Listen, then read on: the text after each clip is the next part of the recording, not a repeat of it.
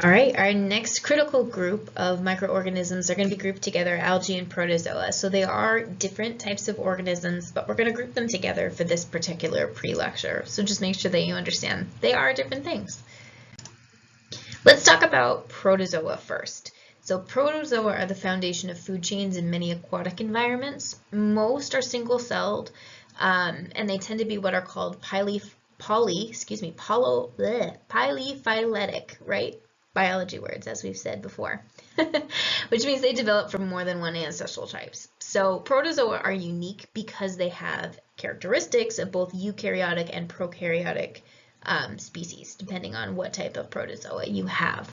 So they're this interesting conglomerate of kind of bacterial features, but also eukaryotic features as well. So that makes them very interesting to deal with. Protozoa are very, very diverse. And basically what that means for you as an environmental engineer is that you're going to have to know what protozoa you're dealing with. Just like when we talked about bacterial cell walls and knowing if it's a gram-positive or a gram-negative, same kind of principle applies here. Protozoa are very different, so understanding their structure and their function is really critical to designing either improving benefits or trying to minimize those harmful impacts.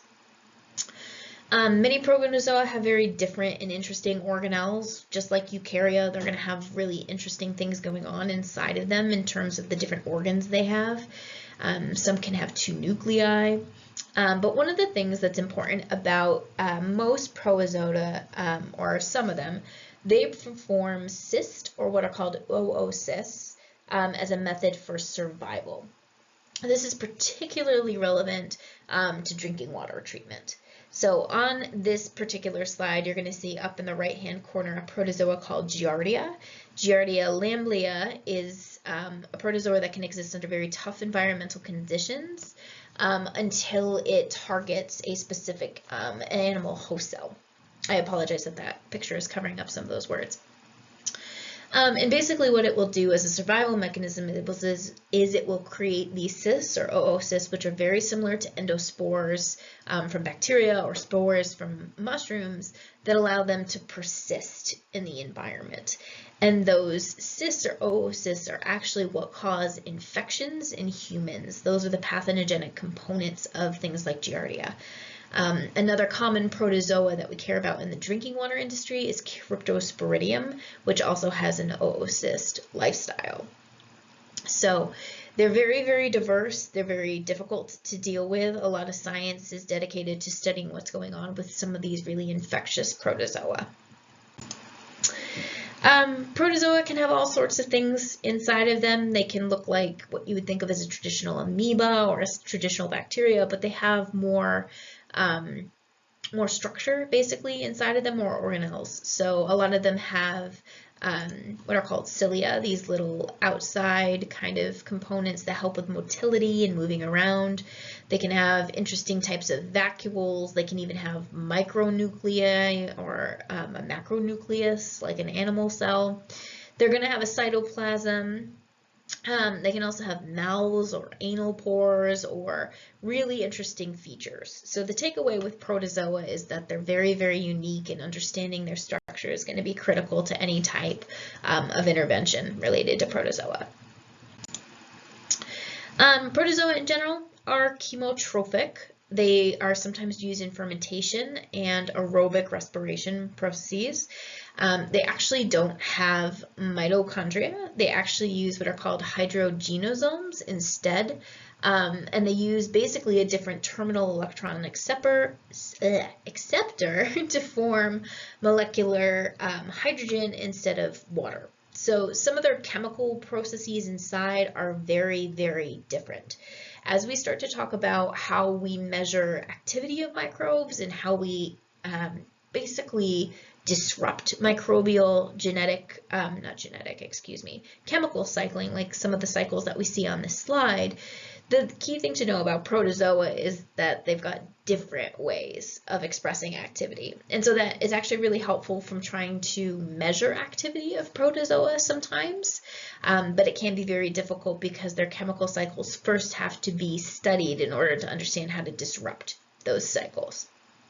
So again, I'm not worried that you know what a hydrogenosome is or how this cycle works. That's not the point. The point is that there are different chemical cycles that are happening in protozoa, and that knowing those cycles can be potentially beneficial to us as environmental engineers.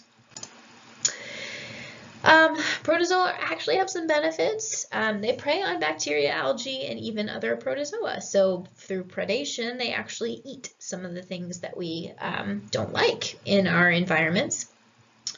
They can be human or vertebrate parasites, so they can actually be foodborne or waterborne. Waterborne is very common in the environmental engineering field, but they can be in your food. They're particularly good at degrading complex organic materials and can be symbiotic with organisms. So some different species of ruminants have protozoa in their gut, and ruminants are animals like cows that have a very long digestive system. So you'll see kind of predation down here in this bottom right corner, which shows a protozoa kind of engulfing another organism or another piece of matter. So these are some aspects of protozoa that are kind of relevant to us. Again, protozoa are so diverse that it's hard to generalize across all of them, but these are some general characteristics. I also want to make sure we talk about algae, so remember that these are different from protozoa. Most of the time they are photoautotrophic and they are eukaryotic. And most of the time they will also contain chlorophyll, which is why algae is green. So chlorophyll is that component that turns them green. They're oxygenic. They enjoy oxygenated environments. They are photoautotrophic, so they are very similar to plants. They use light as their energy source, so that's different. They can be unicellular, but they can also be multicellular. They're very diverse. So we can have cells like we see up here in the top, but we can also have biofilms when you have lots of them together, or kelp itself is a multicellular organism that has relationships with algae. They are found in all surface aquatic environments. They are an aquatic life form, and they can be suspended, which is planktonic, or they can be attached to surface, which is a word called nucitotic. So they can be slightly different. Algae have cell walls. They're thin, but they're rigid, and they vary in composition. Generally, their cell walls have cellulose, like plants, but they can also have pectin, xylins, all different types of components, even chitin as well.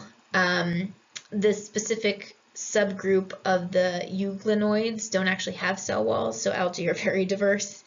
Some have flagella, some have slime coats, similar to a glycocalyx, but all algae are going to contain chloroplasts, which have that chlorophyll or a component called xanthophylls.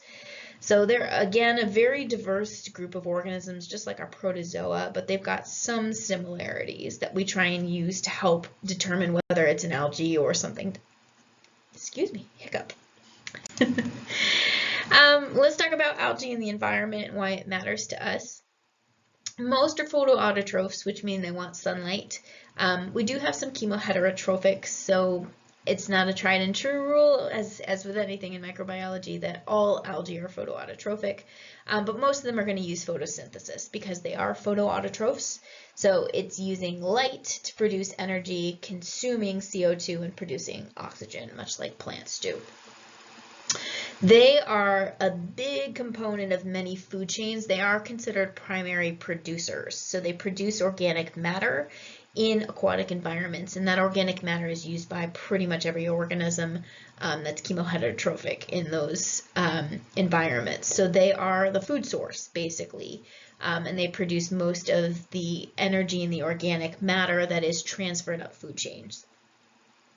They can reproduce sexually or asexually, so they can go through binary fission, or they can have a more complex meiosis kind of cell division like we would see in more eukaryotic species as well. So again, very varied when it comes to algae.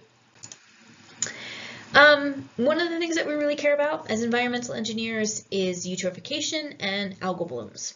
So some algae can actually overgrow in aquatic environments drastically as the environment changes. So algal blooms are produced when there's increases in nutrients in the environment, for example, as a result of agricultural waste. And that agricultural waste is going to have lots of nitrogen and lots of phosphorus, and algae love that. Those are nutrients, so they love those nutrients. Algae themselves, remember, are oxygenic, so they are going to consume oxygen in an environment, so they actually deplete oxygen in an environment. So they actually create DO-SAG, dissolved oxygen sag in system, and they also will end up blocking out sunlight because they make these big mats on the top of an environment, as you can kind of see here. And if the sunlight doesn't reach and if the oxygen goes down, that can actually kill all your plants and your animals. And then some algae actually produce toxin, where we don't want to lyse those cells. So having lots of big algal blooms is kind of an issue, not only from the environmental health, but human health as well. If you ever go to lakes or you swim over the summer in rivers, there are actually warnings across the United States, but I know the Department of Energy and Environment in Nebraska posts when there are algal blooms and when algal toxins are present, and when there are do not drink and do not swim advisories. And this is particularly important if you have pets. There are some toxins that algal species produce that are not toxic to us as humans, but that can be toxic to dogs. So a lot of times we're posting a lot of this information to make sure that people are aware that algae itself is not just kind of a visual issue, it's a more harmful issue from a toxin standpoint too. So there's that link to that NDEE Beach Watch website, so if you want to find out if there's any algal blooms. There's been lots of algal blooms, unfortunately, in Nebraska lakes in recent years. So you can kind of see there's these green tides that we can see sometimes in places. And you can actually see algal blooms from space, believe it or not. So this is one of the Great Lakes. I want to say Lake Erie. This green light here is a massive algal bloom in Lake Erie. So it is not just a localized issue. This is becoming a very big global issue, in particular due to a lot of agricultural runoff. So it's very important to us in Nebraska. That's going to close us off for algae and protozoa. So make sure you understand the differences between the two. They are both very, very diverse groups of microorganisms, and they have lots of relevance to us as environmental engineers. So if you have any questions on algae or protozoa, definitely bring those to class, and I'd love to talk to you more about these two types of organisms.